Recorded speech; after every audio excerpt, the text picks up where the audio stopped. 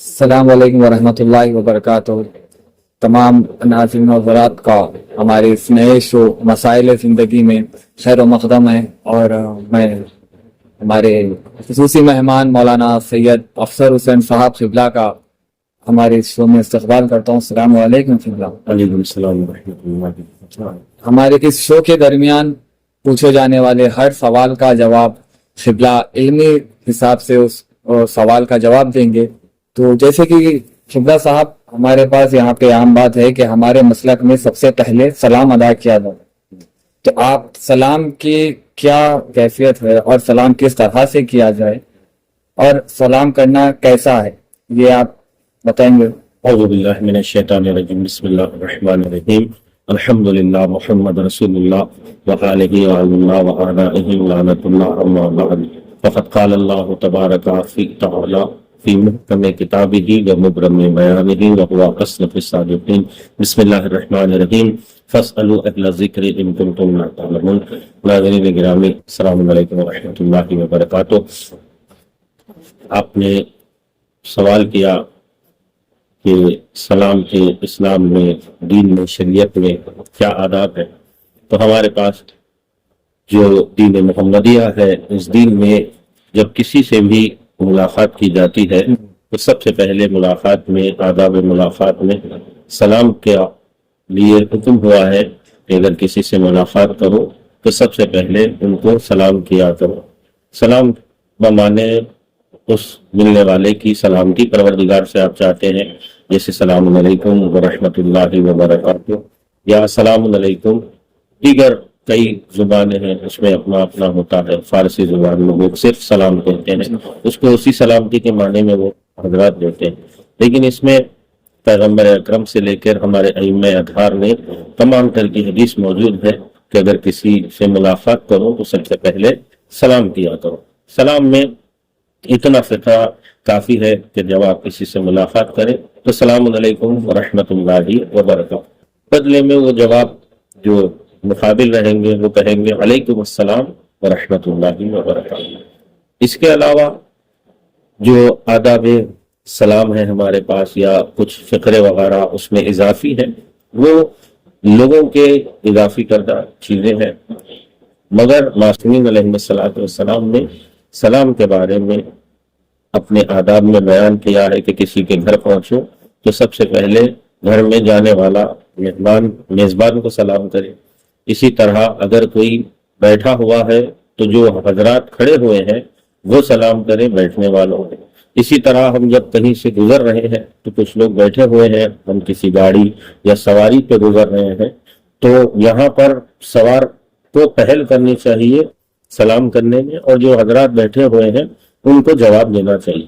پہلے تو یہ اسلام میں سلام کرنا مستحب ہے اور اس کا بہت زیادہ ثواب ہے، اور جواب سلام واجب ہے، یعنی ایک ایسا عمل ہے جو ہم جب کرتے ہیں تو مستحب ہے، لیکن جب جواب کی باری آتی ہے آگے والے کو تو اس کے اوپر واجب ہو جاتا ہے۔ اسی لیے مولا کائنات علی بن ابی طالب علیہ السلام نے بیان کیا ہے کہ سلام کرنے کے لیے اللہ نے 70 نیکیاں سلام میں رکھی ہے، جن میں سے 69 نیکیاں سلام کرنے والے کو ہیں اور 1 نیکی اس کی جواب دینے والے کو۔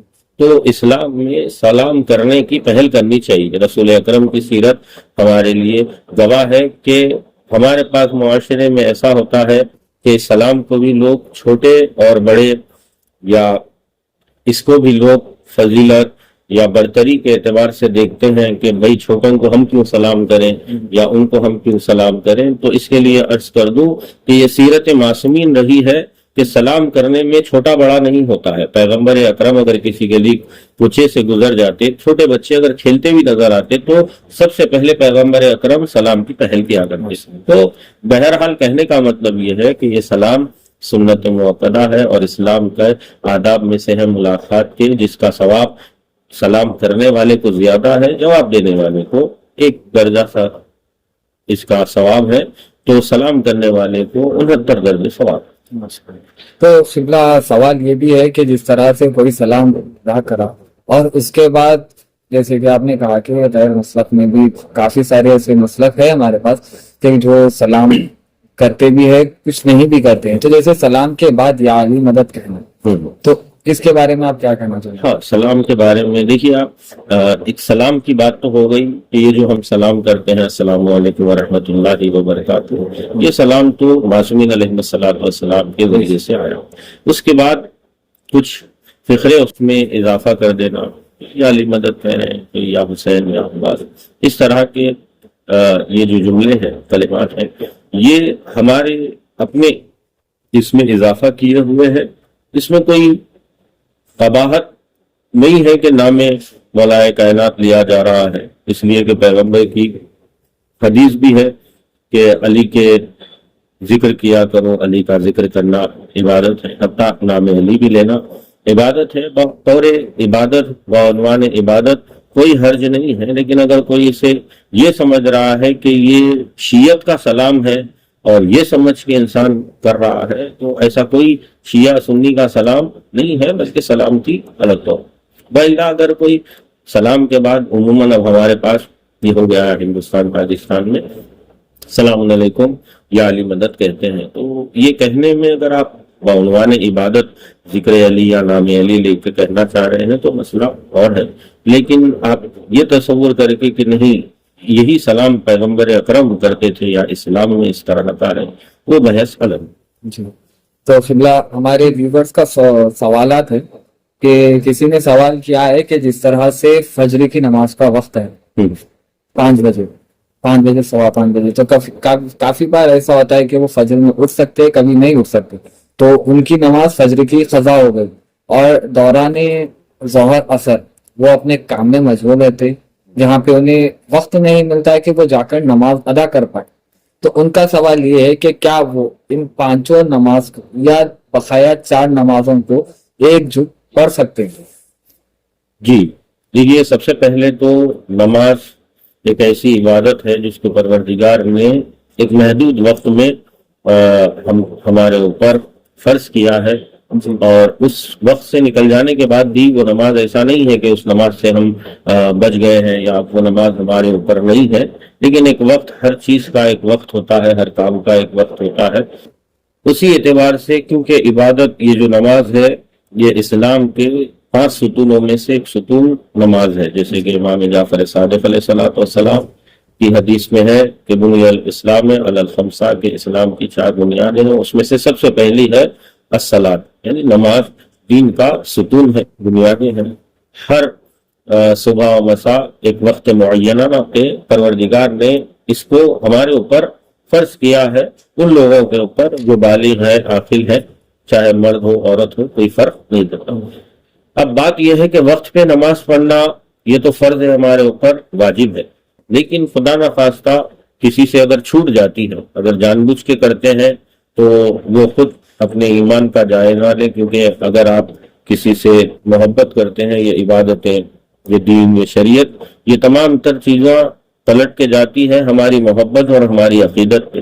جتنی ہمیں عقیدت ہوگی اللہ اہل بیت سے, اتنا ہی ہم ان کے فرامین پہ عمل کریں. پہلی بات تو یہ ہے, وہ ہماری پروردگار سے محبت اور اس کی عقیدت کی نشاندہی اور اس کا اظہار کا ذریعہ ہے یہ نماز, کہ کس قدر ہم اس سے محبت اور الفت کرتے ہیں, کس قدر اس کا عقیدہ رکھتے ہیں. اب سوال یہ ہے کہ اگر کوئی شخص خدا نخواستہ کوئی مجبوری کی حالت میں نہیں پڑھ پایا, فجر کی نماز اپنے وقت میں نہیں پڑھ پایا, قضا ہو گئی, اسی طرح ظہرین کی بھی قضا ہو گئی یا مغربین کی بھی قضا ہو گئی, تو اب ان کو پڑھنا چاہ رہے ہیں تو وہ کسی بھی وقت اپنی یہ نمازوں کو ادا کر سکتا ہے, لیکن یہ نمازیں قضا کی نیت سے ادا ہوگی. ایک ساتھ آپ کھڑے ہوئے ہیں کہیں, مثال کے طور پہ نماز مغربین بھی آپ نے نہیں پڑھی, ظہرین بھی نہیں پڑھی, فجر بھی نہیں پڑھی, رات کے 12-1 بجے جبکہ نماز عشاء کا بھی وقت ختم ہو جاتا ہے, تو آپ رات میں 1-1:30 بجے آپ کھڑے ہونا چاہتے ہیں اور سارے دن کی نماز پڑھنا چاہتے ہیں. یہ پڑھنا بھی آپ کے اوپر واجب ہے, یعنی قضا جو ادا تھی اس کی قضا کرنا بھی آپ کے اوپر واجب ہے, تو آپ اس کو بھی ایک ساتھ کہیں بھی ٹھہر کے 1 دن کی نماز آپ پڑھ سکتے ہیں.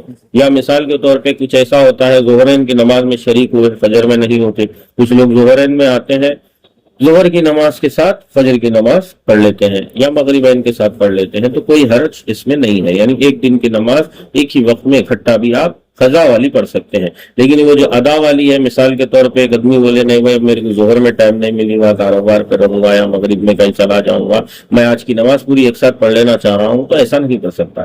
لیکن جو گزر چکی ہے اس کو پڑھ سکتا ہے. ماشاءاللہ سنیے.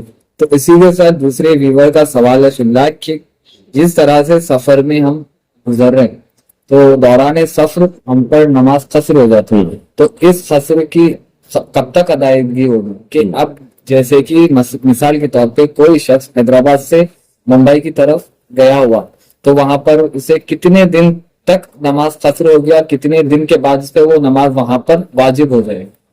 نماز قصر یعنی آدھی نماز پڑھے گا. وہ قصر کا مسئلہ مسافر سے ہوتا ہے، وہ جو سفر کرتے ہیں. اس کے لیے پیغمبر اکرم اور ہمارے ائمہ اطہار کی احادیث میں یہ ہے کہ ایک انسان اگر سفر پہ جا رہا ہے اور اس کا سفر 10 دن سے کم کا ہے تو وہ اپنی نماز کو قصر پڑھے گا. لیکن 10 دن مکمل یا 10 دن سے زیادہ کا سفر کا عہد کر کے ہم نکلے ہیں گھر سے تو ہم نماز مکمل پڑھیں گے. مثال کے طور پہ میں یہاں سے ممبئی کو جا رہا ہوں، کسی کو بھی ویزے کا ایشو ہے یا زیارت کے لیے فلائٹ سے جانا ہے یا ٹرین سے ہم جا رہے ہیں، کچھ بھی کام ہے، ممبئی کے لیے 2 دن جانا پڑتا، تو ایسی صورت میں نماز قصر ہی رہے گی ہماری قصر. لیکن اگر ممبئی میں یہیں حیدرآباد سے سوچ کے جا رہا ہوں کہ 10 دن تک ممبئی میں رہوں گا یا 10 دن سے زائد ممبئی میں کا مقام میرا رہے گا، تو جس دن میں ممبئی میں پہنچوں گا اس دن سے ہی میری نماز پوری رہے گی، قصر نہیں رہے گی. لیکن ایسا اگر ہو جائے کہ میں چلا گیا 2 دن کے لیے، اسی 2 دن کے کرتے کرتے 3 دن ہو گئے، پتا چلا کل ہوگا کام، تب بھی قصر پڑ، 4 دن ہو گئے تب بھی اسی طرح انسان قصر، جب تک کہ 10 دن کا ارادہ نہ کرے. ماشاءاللہ شکریہ. اور یہ تیسرا سوال ہے کہ دوران سفر روزہ رکھنا کیسا ہے؟ جیسے کہ کافی ٹائم پہ ایسا ہوتا ہے کہ 1 دن کا سفر ہے اور کبھی کبھی سفر 2 سے 3 دن تک بھی ہو جاتا ہے. جیسے کہ حیدرآباد سے کہیں نارتھ سائڈ جا رہے ہیں، جیسے کہ ایم پی ہو گیا یا یو پی ہو گیا یا دلی ہو گیا، وہاں جانے کم از کم 2 دن 2-2.5 دن لگ ہی جاتا. تو اس دوران روزہ رکھنا کیسا ہوگا؟ روزے کے بھی آداب اسی طرح ہے جیسے نماز کے بھی بیان کیے گئے تھے. روزہ بھی ایک واجب عبادت ہے. سب سے پہلے تو روزہ مریض پہ اور مسافر سے ساکت ہے، مسافر کو اور مریض کو روزہ رکھنا نہیں ہے. اب ہے روزہ سفر میں آپ جا رہے ہیں تو سفر میں آپ اگر یہی 10 دن کا اگر آپ کے سفر کا قصد ہے اور وہاں آپ رہیں گے تو آپ روزے رہتے ہیں. وَإِلَّا اگر آپ نہیں ہے 2 دن 3 دن کے لیے جا رہے ہیں آپ سفر میں ماہ مبارک رمضان میں، تو آپ جتنے دن بھی وہاں رہیں گے 2-3 دن، اس دن آپ روزہ نہیں رکھیں گے، بلکہ اپنے وطن کو لوٹ کے آنے کے بعد یا ماہ مبارک رمضان گزر جانے کے بعد بھی جب آپ وطن میں رہیں گے تو روزہ کی قضا کریں گے. اس کو وہ بھی اگر اس کے دوران بھی آپ سفر میں ہیں تو نہیں رکھیں گے. جب آپ اپنے وطن میں آ جائیں گے تو پھر آپ اپنے روزے رکھیں. اور چوتھا سوال یہ ہے کہ رات کے وقت جب سونے جاتے ہیں تو کافی لوگ کہتے ہیں کہ ہمیں بہت ڈراؤنے سپنے آتے ہیں، خواب آتے ہیں، تو ان خوابوں کا کس طرح سے؟ ہاں، یہ عام طور پہ یہ خوابوں کا تعلق ہے. جب انسان سوتا ہے تو اس کی جو دن بھر میں وہ جو چیزیں دیکھتا ہے یا جن کے بارے میں سنتا ہے یا جن کے بارے میں وہ تصور کرتا ہے، یعنی انسان جس ماحول میں اپنا دن گزارتا ہے اسی ماحول کے متعلق جب وہ سوتا ہے، کیونکہ نیند کو آدھی موت کہا گیا اور اخت الموت بھی کہا، موت کی بہن، تو نیند میں انسان وہی اسی سے ریلیٹڈ یا اسی سے متعلق چیزوں کو دیکھتا ہے. اب رہی بات خواب میں جو وسوسے وغیرہ آتے ہیں یا خواب جو ڈراؤنے خواب لوگوں کو کرتے ہیں، تو اس کے لیے احادیث معصومین ہیں اور قرآن مجید کی آیتیں ہیں جس کے لیے کہا گیا ہے کہ انسان کو سونے سے پہلے کم از کم حد اقل سورہ مبارک اور حمد کی تلاوت کرنی چاہیے. 1 مرتبہ حمد پڑھ کے سوئے، یا روایت میں وارد ہوا ہے کہ 3 مرتبہ اگر کوئی سورہ مبارک قل پڑھ کے سوئے گا تو اسے ایک قرآن تمام کرنے کا ثواب ملے گا. یا قرآن کی دیگر آیتیں ہیں جو وسوسوں سے محفوظ رکھتی ہے، ان آیتوں کی تلاوت کر کے انسان سوئے گا. اور ماشاءاللہ یہ ایک خاتون کا سوال ہے قبلہ کہ اگر कोई अगर कोई खातून कोई जिस्मानी कमजोरी की वजह से इसका जो यूरिन है वो खता हो जाता है, तो वो क्या डायपर पहनकर नमाज अदा कर सकती है? जी, ये इबादतों में तहारत की बहस में आएगा। ये इसको दो तरह का होता है। ऐसे अफराद को कहते हैं, ये दायमुल हदस एक बहस है कि जो हमेशा इंसान हालत नजासत में रहता है, दायमुल हदस के अहकाम में जारी होता है। यानी दायमुल हदस का मतलब यह है किसी को हमेशा वीकनेस की बिना पर या कमजोरी की बिना पर पेशाब निकलने की प्रॉब्लम होती है, बीमारी होती है, या किसी को मोशन निकलने की बीमारी होती है, या किसी को गैस पास होने की ये बीमारियां होती हैं। इनको कहते हैं मुसलसल होता रहता है ये, यानी इसमें कोई रुकावट नहीं होती। बाद अफराद या खातून भी है या कोई मर्द भी है, यानी इनको दायमी तौर पे अगर इनको मुसलसल पेशाब के खतरे निकलते हैं या फुजला निकलता है, मोशन वगैरह मुसलसल आता ही रहता है, और अब इनको नमाज भी पढ़ना है, क्योंकि नमाज तो साकित नहीं है किसी के भी ऊपर से। इन लोगों की नमाज दीगर अफराद की नमाज से थोड़े बहुत इनके अंदर फर्क रहेगा। इनको कहते हैं दायमुल हदस। इसमें दो तरह के हैं, एक है कि हमेशा ये प्रॉब्लम है किसी को, एक ये है जैसे खातून ने सवाल किया कि एक शॉर्ट टाइम के लिए किसी खातून को या किसी मर्द को ये प्रॉब्लम हो गई कि उनको पेशाब या यूरिन बार बार निकल रहा है या उसके खतरे निकलते रहते हैं, तो ये लोग डायपर पहन के नमाज पढ़ सकते हैं।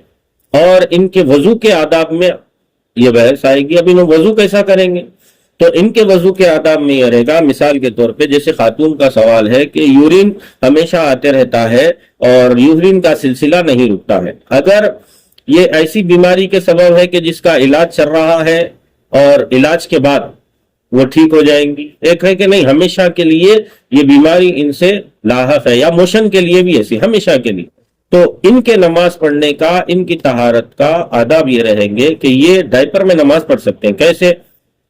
कहा गया कि ये मिसाल के तौर पे यूरिन की इनको प्रॉब्लम है, यूरिन के खतरे निकलते रहते हैं, तो ये नमाज के वक्त वुजू करेंगी, डायपर पहन के वुजू करके नमाज के मुसल्ले पे रहेंगी।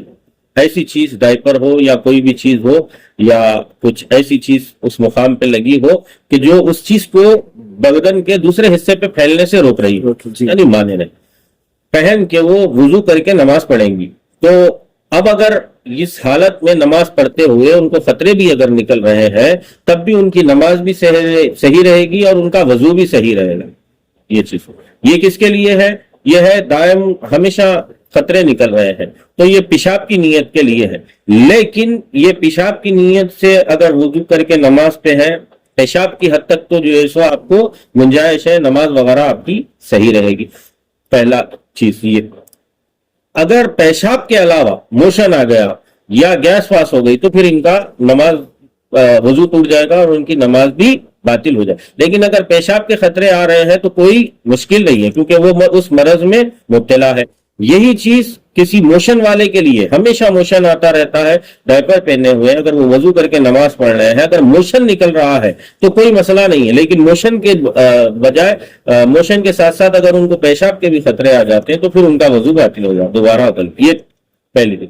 दूसरी, इसी में आप ये अहकाम इसके है दायमुल हदस के हैं, तो इनके ऊपर ना नमाज साकित है ना इनके ऊपर कोई ऐसी इबादत, तो ये डायपर वगैरह पहन के अपनी नमाजों को अदा कर सकते हैं। लेकिन जिस बीमारी में वो मुब्तला है उसी बीमारी की छूट रहेगी, वजू उसमें नहीं टूट। लेकिन उससे हटके कोई चीज वजू को तोड़ने वाली अगर इनसे अंजाम हो जाती है तो वजू इनका बातिल, वो बिल्कुल नमाज पढ़ सकती है। और दायमुल हदस के अहकाम में वो आएंगी जो हमेशा नजासत की हालत में रहते हैं, हमेशा जिनको नजासत आती है उनके अहकाम में आके सिर्फ वही एक मखसूस जिस चीज में वो मुब्तला है मरज में उसके लिए छूट है, उसके अलावा कुछ चीज होगी तो फिर वो दोबारा वजू करेगी। अगला सवाल है कि कश्मीर से किसी ने सवाल किया है कि कश्मीर में तकरीबन बर्फ है तो वहां पर पानी ज्यादा मिलता नहीं है, اور جو پانی بھی ہوتا ہے اگر کسی پانی کو کنزیوم کر کے کہیں رکھا بھی جائے تو وہ برف میں تبدیل ہو جاتا ہے. تو اس حالت میں وہ وضو کس طرح سے کرو؟ جی دیکھیے پہلے زمانے میں اس طرح کی مشکلات تھی، لیکن آج چونکہ زمانہ ترقی کر لیا ہے، اب گھر میں گیزر ہیٹر وغیرہ آ گئے ہیں تو جس کے ذریعے سے پانی کو برف کو پانی بنایا جا سکتا ہے. لیکن اس کے علاوہ بھی یہ بھی میسر نہ ہو کسی کو، اگر یہ بھی سہولتیں نہ ہو اور بالکل ہی برف بنا ہوا پانی ہے یا اس پانی کے استعمال کرنے سے مریض ہو جانے کا یا کسی مرض میں مبتلا ہو جانے کا خطرہ ہے، تو پھر ایسی صورت میں نماز فجر وغیرہ میں چونکہ یہ احکام تیمم کے آداب میں ہی آ جائیں گے، کہاں کہاں تیمم ہم کر سکتے ہیں. اس میں سے ایک چیز یہ ہے کہ جہاں پر پانی کے استعمال سے آپ کو جسمانی کوئی خطرہ محسوس ہو اور آپ کو بیماری کا سبب بنتا ہو تو ایسی صورت میں آپ تیمم کریں گے. لیکن آج زمانہ چونکہ ترقی کر چکا ہے تو میں نے سمجھتا کہ وہاں پر اس طرح کے مسائل آتے ہیں. اگلا سوال ہے کہ دوران وضو ابھی کافی وقت ایسا ہو جاتا ہے کہ وضو کرتے سمے اگر اب ایک لوٹے میں ہم نے پانی لیا ہے اور ہاتھ دھونے کے بعد جب ہم لوٹے کو پکڑتے تو لوٹے میں ہمارے ہاتھ سے پانی گرتا ہے، تو کیا اس پانی سے وضو کیا جا سکتا ہے کہ نہیں؟ وضو کرتے وقت نہیں، کوئی مسئلہ نہیں ہے. نہیں، کیونکہ کافی وقت بولا جاتا ہے کہ ناخن سے پانی گرا ہو تو نہیں لینا. دیکھیے آپ ہم چونکہ مسلمان ہیں، صاحب ایمان ہے، تو ہمارے ہاتھ کا گیلا بھی نجس نہیں ہے. وہ کافروں کے لیے، کسی کافر کے ہاتھ سے یا کوئی چیز کچی ہو کے کسی میں گر جائے تو وہ مسائل نہیں ہے. لیکن ہم چونکہ خود پاک ہیں، ہم با اعتبار عقائد، ہم عقیدے کے اعتبار سے اور روح کے اعتبار سے، معنویت کے اعتبار سے ہم پاک ہیں. لیکن یہ چونکہ آداب اسلامی ہے، اسلام نے کہا ہے کہ جب نماز کے لیے کھڑے ہو تو وضو کیا جائے، تو اس اعتبار سے یہ وضو کر رہے ہیں. تو اس میں کوئی ایسا نہیں کہ ہمارے ناخن سے بہت مرتبہ آپ اگر کسی نل کے نیچے بھی اگر وضو کر رہے ہو تو دھونے میں نل کے اوپر بھی پانی گرتا ہے، پانی پہ بھی پانی گرتا ہے، اس سے کوئی فرق نہیں پڑتا. لیکن ہاں اگر آپ ایسی نجاست کچھ آپ کے ہاتھ پہ لگی ہوئی ہے جو پانی میں ٹپک رہی ہے اور پانی اگر متصل ہو کسی سے، یعنی ایک پانی ایک خلیل ہوتا ایک کثیر ہوتا، جیسے نل سے متصل ہے ٹانکی سے تو جلدی نجیس نہیں ہوتا. لیکن ایک لوٹے میں لے کے آپ کر رہے ہیں اور آپ کی کہیں سے بھی خون یا کوئی ایسی چیز اس کے اندر ایک خطرہ بھی گر رہا ہے تب نجیس ہوتا. اور ہمارے خود کے ہاتھ کے ناخن کا پانی یا ہاتھوں سے ٹپکا ہوا پانی ایک جگ میں مگ میں بھی لے کے کر رہے ہیں، ٹپک رہا ہے تو کوئی مسئلہ نہیں. جیسے کہ وضو کے دوران آپ سے سوالات ہوئے اور آپ نے بخوبی سبھی کا جواب دیا، تو یہ ایک وضو کے متعلق ایک آخری سوال ہے کہ وضو کتنے پانی میں کرنا چاہیے؟ جیسے کہ کافی لوگ بولتے ہیں کہ وضو تین چلو کا وضو ہے، کوئی کہتے ہیں کہ وضو میں کوئی اس طرح سے رکاوٹ نہیں ہے، تم جس طرح سے تمہارے کو جب تک اپنے من کو یہ نہ لگے کہ ہاں تمہارا وضو ابھی مکمل ہو گیا ہے تم تب تک کرتے جاؤ. تو یہ کافی لوگ کرتے ہیں. اور دوسری چیز یہ ہے کہ جب بھی ہم وضو کرتے ہیں تو کافی بڑے لوگوں کو ہم نے دیکھا ہے وضو یہاں کریں گے اور مسا مسجد میں داخل ہونے کے بعد کریں گے. تو یہ چیز پہ ذرا آپ ایک نظر ڈالیے اور اس بات میں آپ بولیے کہ یہ کرنا کیسا ہے. ہاں، اس میں دیکھیے آپ ہر عبادت میں ایک ہوتی ترتیب، ایک ہوتے موالات. ترتیب کیا کا مطلب یہ ہے اسٹیپ بائی اسٹیپ، یعنی ایک عمل کرنے کے بعد جیسے ہاتھ کے بعد چہرہ، چہرے کے بعد پھر ہاتھ کے بعد سر کا مسا، سر کے مسے کے بعد پیر کا مسا، پیر کے مسے میں بھی پہلے سیدھے پیر کا مسا پھر بائیں پیر کا مسا. اس کو کہتے ہیں ترتیب. اس کے ساتھ ساتھ ایک ہوتی ہے موالات. موالات یعنی پے در پے بلا فاصلہ، کوئی آپ کے اندر گیپ نہ دو. یعنی ایسا نہ ہو کہ یہاں وضو کر لیے تھوڑی دور کے بعد جو ہے سو جا کے چہرہ یہاں دھو لیے، تھوڑی دور کے بعد جا رہی ہاتھ دھو لے رہی، ہاتھ دھونے کے تھوڑی دیر بعد کسی سے بات کرتے ہوئے ٹہلے ہوئے ہیں، پھر جو ہے سو دوسرا ہاتھ دھو رہی. تو موالات ٹوٹنے سے جو ہے سو اس کی شرط ٹوٹ گئی تو پھر آپ کے وضو میں اشکال ہو جاتا ہے. رہی بات یہ جو لوگ مسا ایسے کرتے ہیں، اگر ان کے ہاتھوں کا پانی نہیں سوکھ رہا ہے اور اتنی دور تک نہیں چلے جا رہے ہیں کہ جہاں سے ہاتھ کا پانی सूख जाए, या वजू का जो बदन पे दीगर आज़ा पे है वो पानी अगर सूखने के उतनी हवा में अगर आप चले जा रहे हैं तो आपके वजू में इश्काल रहेगा। लेकिन हवा एकदम गर्म रहती है, कभी जल्दी सूख जाता है बदन हमारा, या पंखे चल रहे हैं या फैन वगैरह तेज चल रहे हैं, धोते ही सूख जाता है। तो ऐसी सूरत में इंसान को चाहिए कि जहां वो वजू कर रहा है, जहां उसने दोनों हाथों को अपने चेहरे को और दोनों हाथों को धो दिया, सर का मसा, पैर का मसा वहीं पर अंजाम दो। लेकिन थोड़ी दूर के बाद जाने के बाद अगर ये हो कि हवा लग रही है, सूख जा रहा है, हाथ की हथेलियों सूख रही है, या फिर हाथ खुद सीधा हाथ सूख जा रहा है, तो ऐसे में वजू में इश्काल।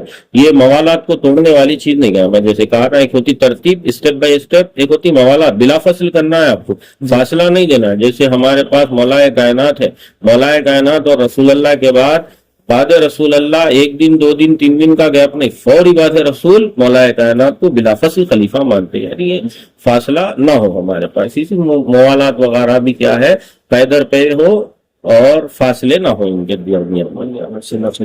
अभी जैसे आपने कहा कि रसूल खुदा के बाद बिला फजल मौलाए कायनात है, तो उसी सवाल पे आकर इस आज के इस प्रोग्राम को हम इख्तिताम करेंगे। तो सवाल ये है कि मौला अली अंबिया कराम से अफजल तरीन क्यों कहा गया है, और क्यों हम मौला अली से मदद तलब करते हैं? जी, ये सवाल के अली इब्न अबी तालिब क्या दीगर परवरदिगार के भेजे हुए नबियों से अफजल है या नहीं। बेशक हम मकतब अहले बैत के पैरोकारों के नजदीक अहादीसे पैगंबर के एतबार से और दीगर हमारे इमाए अथार की अहादीस के एतबार से और खुद मौलाए कायनात जो कि हमारे लिए हुज्जत है, उनका फेल, उनका कौल और उनकी तकरीर के अहादीस से हमारे पास साबित है और कुरानी आयतें भी है।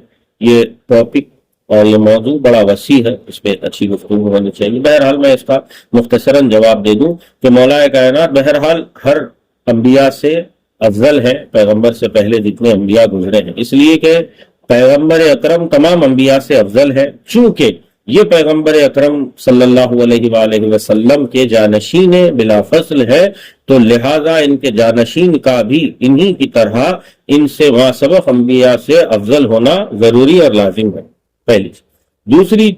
दूसरा जवाब खुद मौलाए कायनात अली इब्न अबी तालिब अलैहिस्सलातु वस्सलाम की खिदमत में एक शख्स ने आके पूछा, या अली आप अपने बारे में कुछ बयान कीजिए, आपकी फजीलत के बारे में, क्या आप अफजल है या अंबिया अफजल है। तो मौलाए कायनात ने कहा कि किसी भी शख्स को ये रवा नहीं है कि वो खुद अपने मुंह से अपनी तारीफ कर ले कि मैं ये हूं, मैं ये हूं। लेकिन चलो तुम सवाल करो, तो मैं चूंकि सवाल करोगे तो मैं जवाब की गर्ज से तुम्हें बयान करता हूं। तो उसमें मौलाए कायनात ने अंबिया मा सबक का जिक्र करते हुए अपनी अफजलियत बयान की। खुद मौलाए कायनात फरमाते हैं कि साइल ने जब पूछा कि आप अफजल हैं या जनाब आदम, तो मौलाए कायनात ने कहा मैं अफजल हूं, क्योंकि आदम को अल्लाह ने उस गंदुम को खाने से मना किया था, लेकिन उसके बावजूद भी आदम ने उससे इस्तेफादा किया। और मैं वो हूं कि जिस पर अल्लाह ने गंदुम को हलाल किया था, लेकिन चूंकि जिस मुआशरे में मैं जिंदगी करता था वहां फुकरा ज्यादा थे और उन्हें गंदुम की नियाज और एहतियाज और जरूरत ज्यादा थी, तो लिहाजा मैंने सारी जिंदगी गंदुम खाने से इज्तनाब किया, बचाओ। तो इस हवाले से मैं अफजल हूँ। फिर साहिल ने पूछा कि आप अफजल है या हजरत मूसा अफजल है। तो मौलाए कायनात ने जवाब दिया कि मूसा को जब हुक्म हुआ कि परवरदिगार का दीन फिरौन तक लेके जाए, तो मूसा ने वहां पर परवरदिगार से अपने लिए एक वजीर और अपने लिए एक जानशीन मांगा था जो उनकी पुष्पनाही करता हुआ दरबार में वो जाए, जिनके सहारे। लेकिन मुझे जब पैगंबर ने कहा कि या अली तुम शब हिजरत मेरे बिस्तर पे सो जाओ, तो मैं वहां पर बिला खौफ व खतर हुक्म रसूल अकरम पे बिस्तर पे सो गया। इस हवाले से मैं उनसे अफजल। फिर कहा गया कि आप अफजल है या जनाब ईसा, तो मौलाए कायनात ने जवाब दिया कि मैं ईसा से अफजल हूँ, इसलिए कि ईसा की माँ जनाब मरियम वो बीबी है कि जब तक عیسیٰ ان کے شکم میں تھے، شکم مبارک میں، تو اللہ نے انہیں اپنے گھر میں رکھا اور جنت سے ان کے لیے میوے آتے رہے اور وہ استفادہ کرتی رہی۔ لیکن جب جناب عیسیٰ کے دنیا میں آنے کا موقع آیا تو اس وقت حکم پروردگار ہوا کہ مریم اس عبادت خانے سے باہر چلی جاؤ، یہاں پر تم اس بچے کو جنم نہیں دے سکتی ہو۔ لیکن میری ماں وہ ہے جو اپنے گھر میں بیٹھی ہوئی تھی جب مجھے حمل میرا تھا، جب میں دنیا میں آنے والا تھا، تو میری ماں کو پروردگار کی جانب سے الہام ہوا، وہ میری ماں گھر سے نکل کر خانہ خدا میں آئی، یعنی عیسیٰ کی ماں کو عبادت گاہ سے نکالا گیا، یعنی عبادت گاہ چھوڑنے کے لیے کہا گیا، لیکن میری ماں وہ تھی جو گھر میں موجود تھی، تو عبادت گاہ میں بلایا گیا اور مجھے خانہ کعبہ میں میری پروردگار نے ولادت کو انجام دیا۔ تو بہرحال اس طریقے سے میں حضرت عیسیٰ سے افضل ہوں۔ یہ خود پیغمبر مولا کائنات کی زبانی ہے، یعنی یہ نبیوں کا جو مولا کائنات نے ذکر کیا، کوئی عام نبی نہیں تھے، جناب آدم، جناب نوح کے لیے ملا کہ آپ افضل ہے یا جناب نوح افضل ہے، یہ اولو العزم نبیوں کا تذکرہ۔ تو مولا کائنات نے جواباً کہا کہ میں نوح سے افضل ہوں، اس لیے کہ امت نے جب جناب نوح کی نہیں سنی یا نافرمانی بڑھ گئی تو انہوں نے ان کے لیے نفرین کی، ان کے لیے اللہ سے دعا مانگی، بدعا کی۔ بہرحال تو اللہ نے قوم پر عذاب نازل کیا، لیکن اس امت نے مجھے جناب نوح کو جتنا نہیں ستایا اس سے زیادہ ستایا، لیکن میں نے کبھی بھی اس امت کے لیے نفرین یا خدا کی بارگاہ میں کوئی شکایت درج نہیں کی، لہذا اس حوالے سے میں ان سے افضل ہوں۔ یعنی خود مولا کائنات کی زبانی ہے کہ وہ تمام انبیاء سے افضل ہے، اور خود پیغمبر اکرم کی متواتر احادیث موجود ہیں، کثرت سے احادیث ہمارے پاس موجود ہے کہ جس میں پیغمبر اکرم نے بیان کیا کہ علی افضل مخلوق پروردگار ہے، میرے بعد اگر کوئی پروردگار کی سب سے بہترین مخلوق ہے تو وہ ہے علی ابن ابی طالب۔ تو وہاں پر پیغمبر اکرم نے اپنے بعد کسی اور نبی کا سلسلہ نہیں بتایا کہ میرے بعد ان کے بعد فلاں، ان کے بعد میرے بھائی علی ہے، بلا فصل اپنے بعد اگر کسی کو پروردگار کی بہترین مخلوق شمار کیا پیغمبر نے تو وہ مولا کائنات۔ تو اس حوالے سے کہ وہ پیغمبر اکرم کے جانشین تھے، چونکہ پیغمبر اکرم تمام انبیاء سے افضل ہے تو محمد مصطفیٰ کے جانشین کا بھی تمام انبیاء سے افضل ہونا ضروری اور لازمی ہے، وإلا وہ پیغمبر کی جانشین نہیں کر سکتے۔